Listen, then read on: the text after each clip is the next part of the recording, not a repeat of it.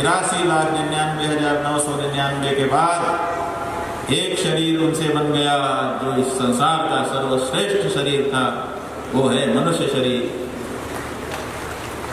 वो हमको आपको मिला। क्या विशेषता है इसमें?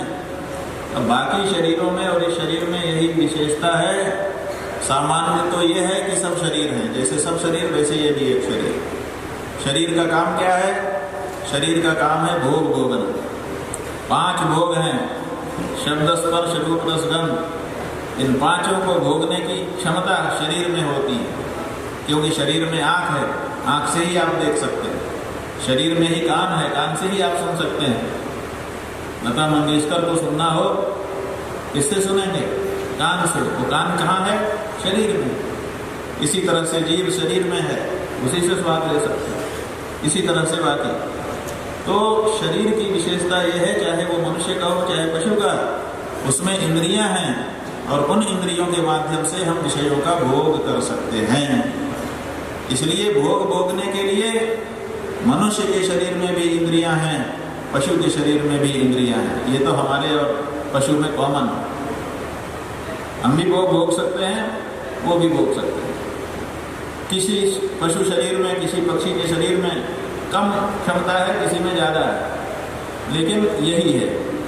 तो इस मामले में तो हम लोग समान हैं, पशु और मनुष्य में कोई भेद नहीं है।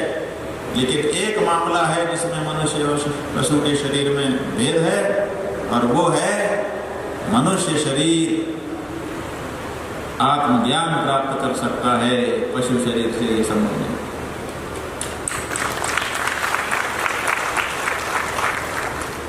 सृष्ट्वा पुराणे विविधान यजयात्म सत्या दीक्षान शरीर श्रीपमगान खगदन समत्स्यान तैस्तैरतुष्ट हृदय पुरुषम विधाय ब्रह्मावलोकदिशनम मुदमाप देवः।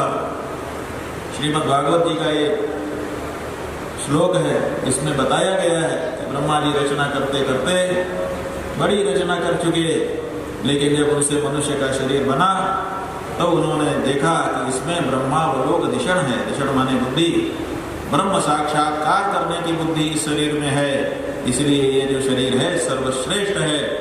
और जब उन्होंने देखा कि हमने अपना सर्वश्रेष्ठ कर लिया तो फिर वो रुक गए, क्योंकि जो व्यक्ति अपना सर्वश्रेष्ठ कर लेता है वो फिर आगे नहीं बढ़ता, फिर वो वहीं रुक जाता है।